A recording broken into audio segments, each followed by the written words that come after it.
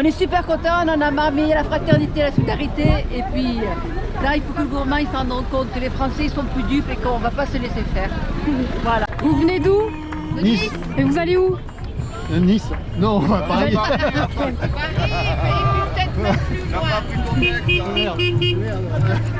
Martigues et on va à Paris. Ok. Bon, change les poids. Passons par Chaumont. Ok. Là, on va Chaumont. Eh ben on est heureux. Nice est dans la place. Nice est dans la place. Aller jusqu'à Paris. Ok. Et après on verra. Alors. On vient de Nice, on va sur Paris et on a décidé de dire stop à tout ce qui se passe à l'heure actuelle parce qu'on a envie de respirer et de dire que la vie est magique et qu'on a besoin les uns des autres et qu'on est tous là pour être les uns avec les autres. Faut pas oublier que l'être humain est un animal social et que depuis très longtemps on nous a dit qu'on n'était plus en capacité d'être social et nous on a envie. Donc on va continuer à être en vie, on va continuer à célébrer la vie et à dire merci parce que grâce à tout ça on s'est réveillés et maintenant on est tous ensemble. Et ça fait très longtemps que j'étais plus fière d'être française et maintenant je suis vraiment fière d'être française parce que tous ces gens-là ils sont magiques et je les aime.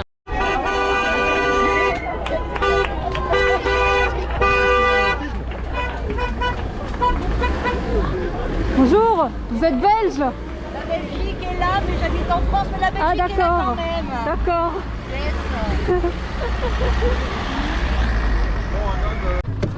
Force à vous tous. Force à nous tous. Surtout à vous. Et la liberté. Ouais. Bonne continuation. Liberté, liberté, liberté. Voilà. Et qu'on nous retire le pass vaccinal, mais pas seulement le lever, c'est aussi retirer la loi une bonne fois pour toutes. Il faut que ça soit définitif.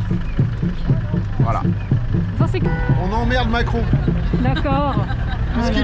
Puisqu'il nous emmerde, eh ben on emmerde Macron. Ils vont le déloger, le débusquer. Lâche rien de toute façon, lâche On lâche rien. Bien, on se soigner, on espère aller à Paris ou près de Paris et peut-être Bruxelles, on va voir comment ça se passe. Être là, ça fait des mois qu'on attend qu'il se passe un petit peu quelque chose autour des restrictions, de tout ce qui se passe au niveau sanitaire. On n'est pas du tout anti-vax, hein. Je veux dire, on est pour que les gens aient le choix, qu'ils soient correctement informés. Il y a beaucoup de censure, des corruptions à beaucoup de niveaux qui touchent beaucoup de domaines. La santé en fait partie. On n'a pas beaucoup parlé de l'immunité naturelle. Moi j'ai été soignée par un médecin qui m'a fait, donc j'ai eu le Covid, le médecin m'a prescrit des médicaments sur un post-it pour ne pas se faire repérer par l'ordre des médecins, etc. Enfin bon, on est dans où est-ce qu'on va quoi. Là ça atteint des degrés, enfin ça touche les enfants, mais je trouve c'est terrible. On a recommandé la vaccination aux femmes enceintes, enfin bon, vaccination en plus, il y a énormément de réserves par rapport à ça. Et ramenez-vous à Paris, hein. Okay. On va tout casser.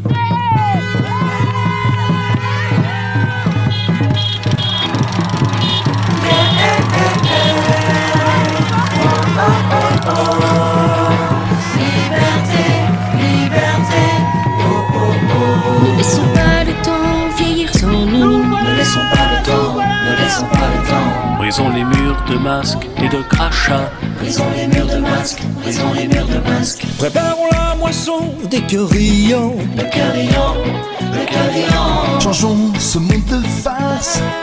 Rions, chantons. Liberté, dans toutes les écoles. Liberté, Plus de protocole. liberté. Ta main dans la mienne, on sera les mêmes. Que notre règne vienne. Liberté, Parce que c'est un choix. liberté, Parce que c'est un droit. liberté. Nos vies sont à nous, tous au rendez-vous. Ensemble c'est moins flou.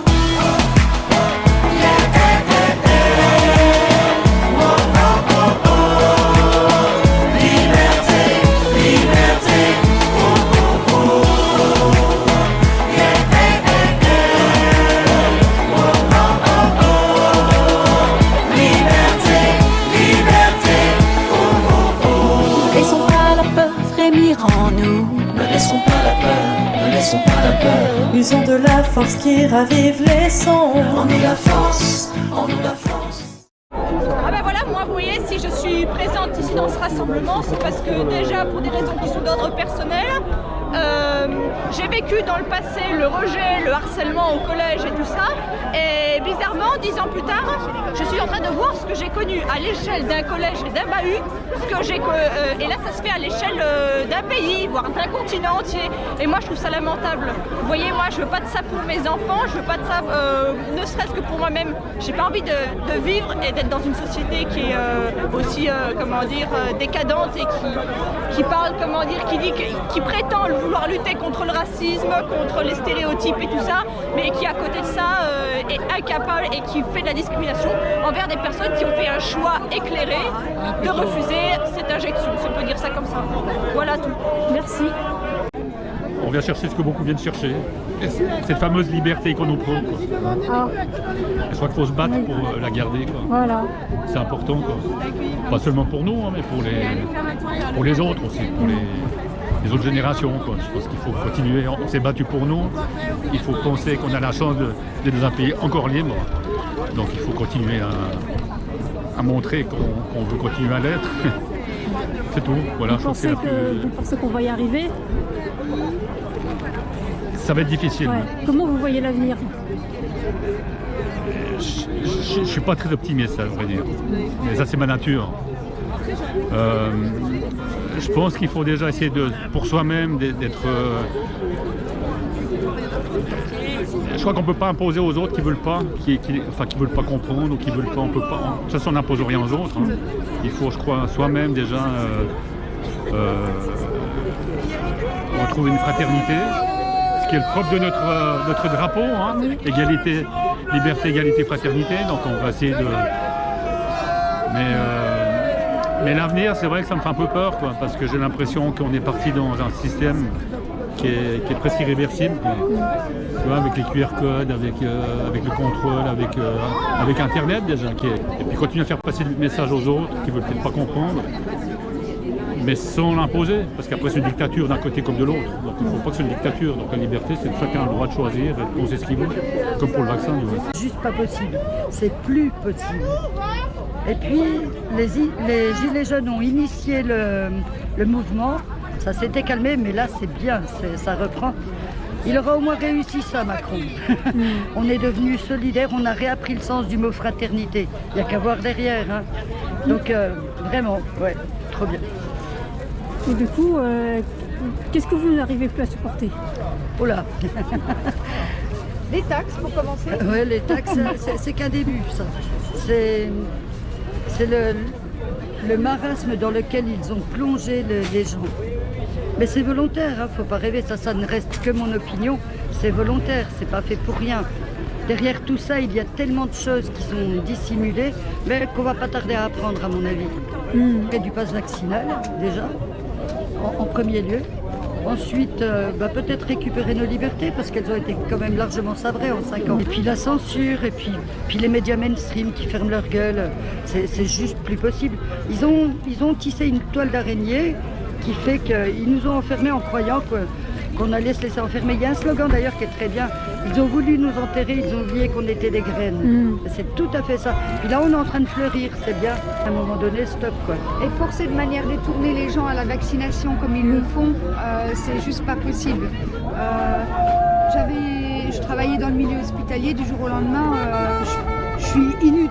Enfin, je suis un genre d'inutile parce que je ne veux pas me faire injecter et que je deviens dangereuse pour les autres. Tu n'es pas inutile, tu es une sous-citoyenne. Voilà, sous-citoyenne, ennemie de l'État. Ces paroles-là, je ne les ai pas oubliées. Et ça, c'est un président qui dit ça. Dans la famille, on est tous dans le soin.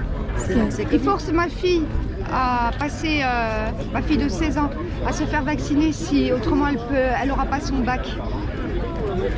Comment c'est possible ça? Parce qu'elle est pareil dans le même métier que moi et elle essaye, elle n'a pas des stages. Elle essaye d'obtenir des stages qu'elle ne peut pas obtenir, donc elle n'aura pas son bac à cause de ça, parce qu'on la force à la vaccination à 16 ans, mais de manière détournée évidemment. Hein. L'omerta qui est placé sur les effets secondaires. On n'en parle pas, ça. Il n'y a qu'une chaîne qui ose en parler, c'est CNews. Les autres, à un moment donné, nous trois, on a été en secteur Covid, hein, on sait ce que c'est. Donc ça me fait rire, des gens comme ça qui donnent leur avis. Hein. Ils n'ont pas hésité à nous prendre notre travail.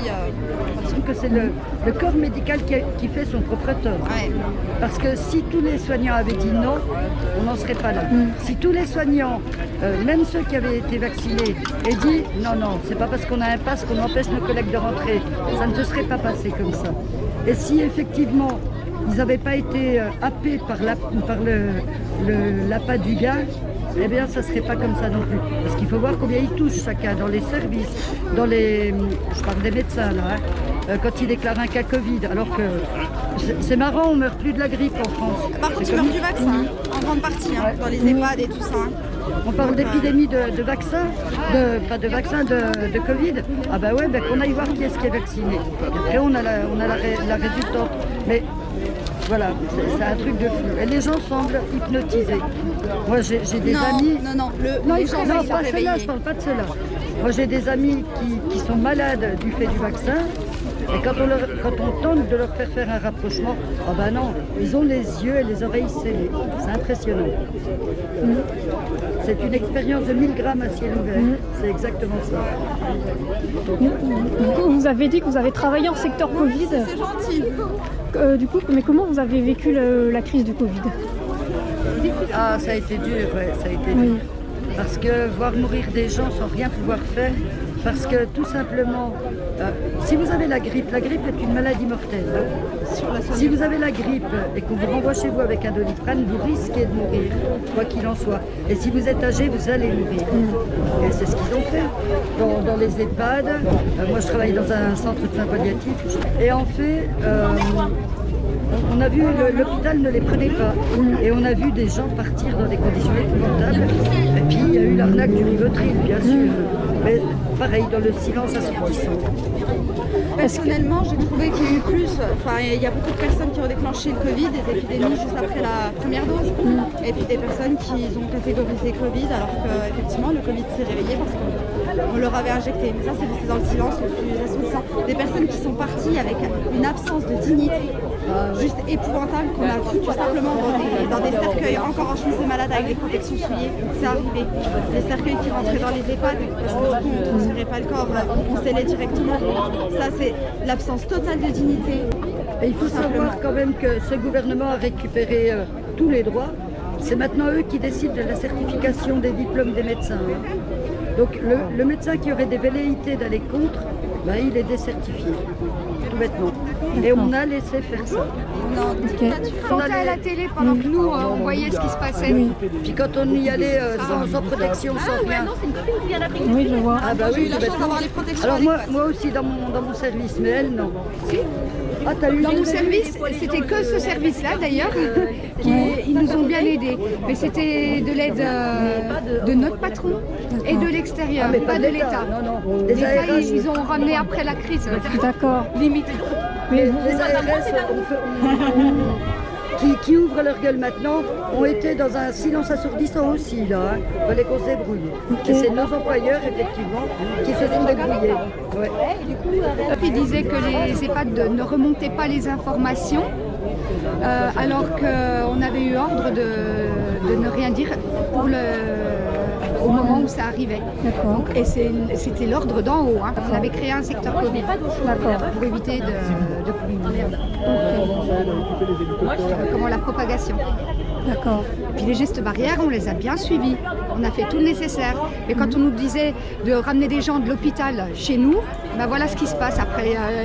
On a dans les EHPAD des gens qui sont contaminés par des gens extérieurs. C'était des ordres plus hauts.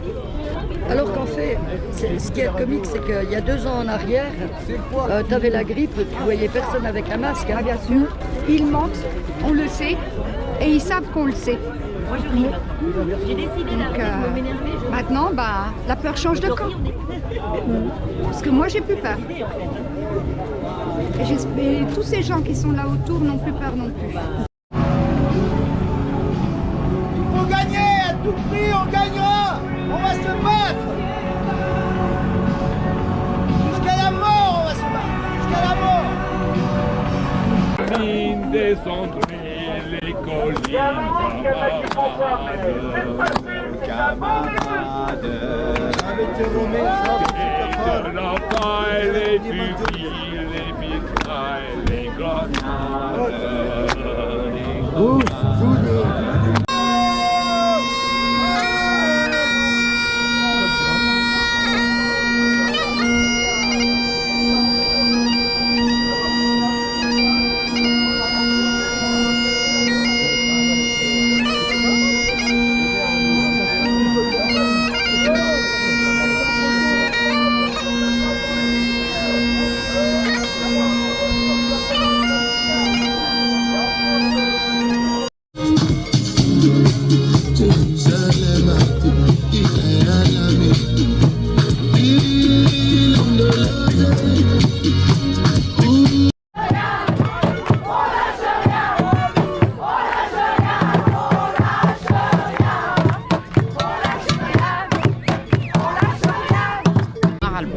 Ras-le-bol de tout ce gouvernement et de toutes ces mesures qui sont prises.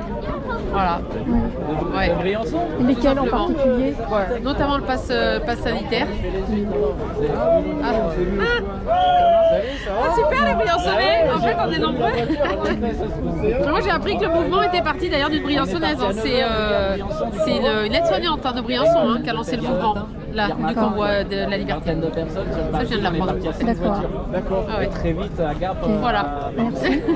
D'achat, c'est ça, c'est ça. Il est temps, moi je suis vraiment heureuse. Aujourd'hui c'est le plus beau jour de ma vie pendant ces 3 ans. Franchement, j'en ai les larmes aux yeux, c'est vrai.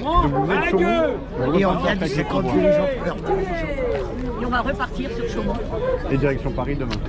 Et demain, on va arrêter avant 3, nous on va quitter le convoi avant 3. Après on va rentrer chez nous à Chaumont. Et on reprend le train demain matin à 7h30 à Chaumont. Repartir sur Paris et après on verra. On verra, de toute façon Darmanin, Attal, tout ça, on en a rien à foutre. Moi je sais qu'ils vont y arriver, ça fait 3 ans qu'ils nous emmerdent, donc il est temps que ça cesse.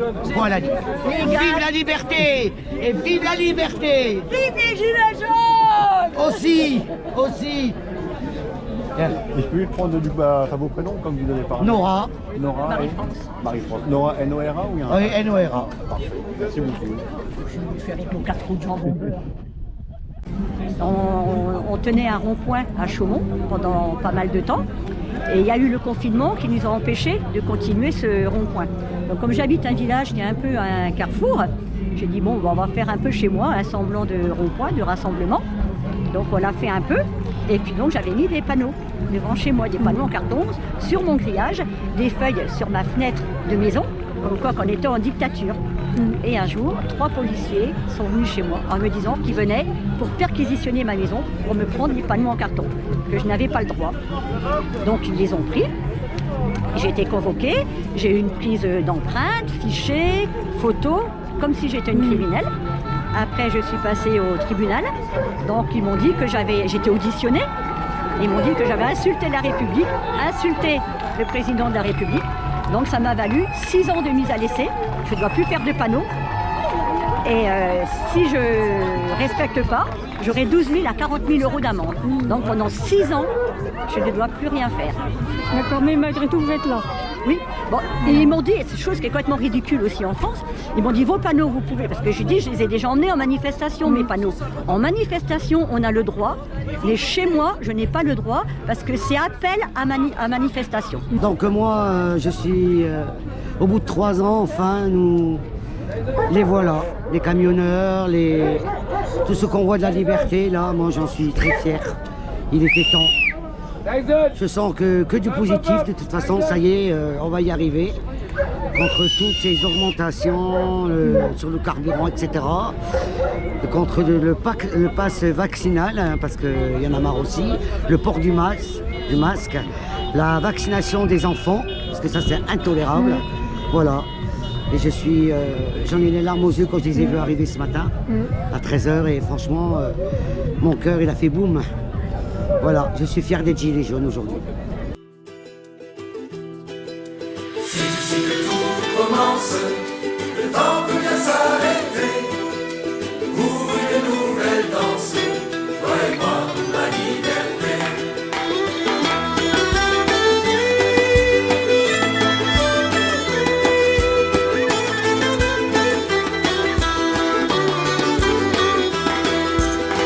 Ce soir la ville est endormie, les humains ont la tête ailleurs.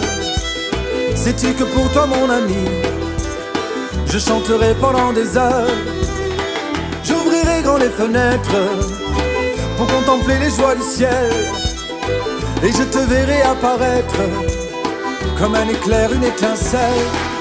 C'est ici que tout commence, le temps peut bien s'arrêter pour une nouvelle danse, toi et moi, ma liberté. C'est ici que tout commence, le temps peut bien s'arrêter pour une nouvelle danse, toi et moi, ma liberté. Derrière les murs et les façades et les discours de circonstance, quelques imprudents s'évadent, s'affranchissant des convenances. Et les voilà qui nous rejoignent